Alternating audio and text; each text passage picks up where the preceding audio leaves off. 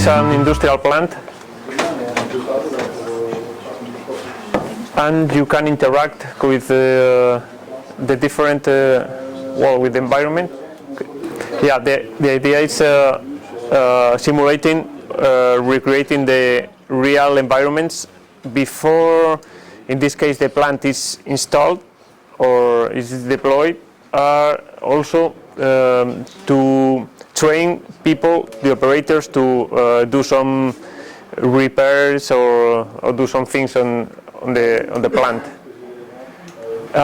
This example is for it's a kind of pilot building before being built. You can go into the future.